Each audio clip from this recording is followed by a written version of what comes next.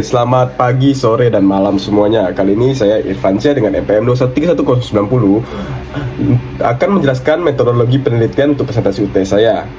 Oke, lanjut. Di sini research topik saya yaitu strategi information system for business. Untuk backgroundnya sendiri, di sini strategi information system for business adalah bahwa informasi dan teknologi telah menjadi bagian penting dari dunia bisnis. Sistem informasi yang strategis dapat membantu organisasi untuk mencapai tujuan bisnisnya, meningkatkan keunggulan kompetitifnya, dan merespon perubahan lingkungan bisnis yang dinamis. Sistem informasi strategis adalah sistem informasi yang dirancang untuk membantu organisasi mencapai tujuan bisnisnya yang strategis. Sistem yang mencakup berbagai jenis sistem seperti sistem manajemen hubungan perancangan CRM, sistem perancang sumber daya perusahaan ERP, dan sistem manajemen rantai pemasok SCM. Oke, untuk exciting fenomenanya di sini ada 4, yaitu yang pertama pergeseran ke cloud computing.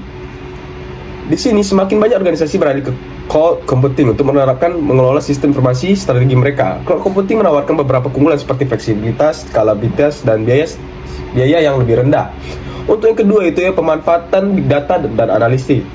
Big data dan analisis menjadi semakin penting bagi organisasi untuk mendapatkan wawasan dari data bisnis mereka.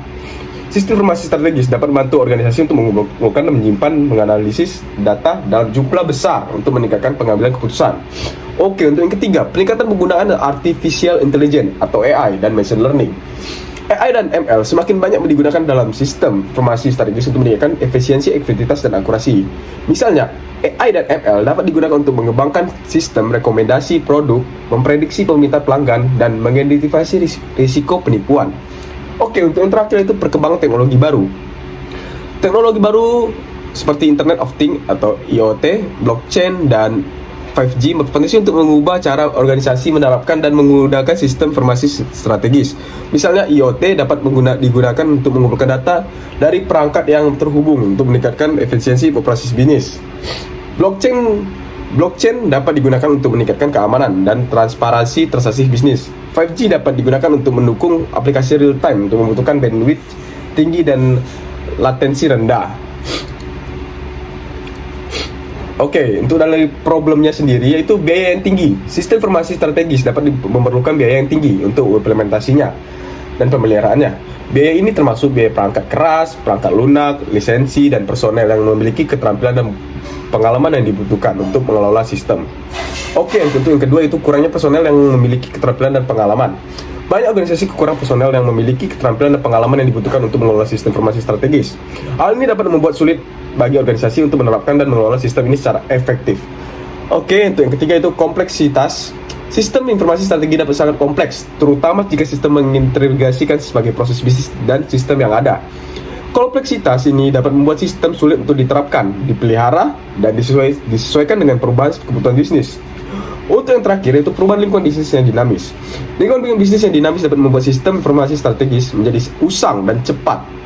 Hal ini dapat mengaruhkan organisasi untuk berinvestasi dalam sistem informasi strategis untuk mengikuti perkembangan teknologi atau tren bisnis. Oke, untuk research question ya. Di sini ada beberapa dari research question. Untuk yang pertama yaitu bagaimana cara organisasi menggunakan sistem informasi strategis untuk mencapai tujuan bisnisnya. Terus yang kedua, apa saja faktor-faktor yang mempengaruhi keberhasilan implementasi sistem informasi strategis. Untuk yang ketiga, bagaimana cara organisasi mengukur keberhasilan sistem informasi strategisnya. Apa saja tantangan yang dihadapi organisasi dalam mengelola sistem informasi strategisnya. Bagaimana cara organisasi mengatasi tantangan-tantangan tersebut. Terus, apa saja tren dan perkembangan teknologi terbaru dalam strategi informasi sistem for business. Untuk yang terakhir, bagaimana cara organisasi memanfaatkan tren dan perkembangan teknologi tersebut untuk meningkatkan keunggulan kompetitifnya. Untuk research objektifnya, mengidentifikasi faktor-faktor yang mempengaruhi keberhasilan implementasi sistem informasi strategis dan mengembangkan model untuk mengukur keberhasilan sistem informasi strategis. Oke, untuk intended contribution-nya di sini ada 4, yaitu yang pertama meningkatkan pemahaman mereka tentang peran dan manfaat sistem informasi strategis dalam mencapai tujuan bisnis. Mengidentifikasi faktor-faktor yang mempengaruhi keberhasilan implementasi sistem informasi strategis. Yang ketiga yaitu mengembangkan dan menerapkan strategi untuk mengelola sistem informasi strategis secara efektif.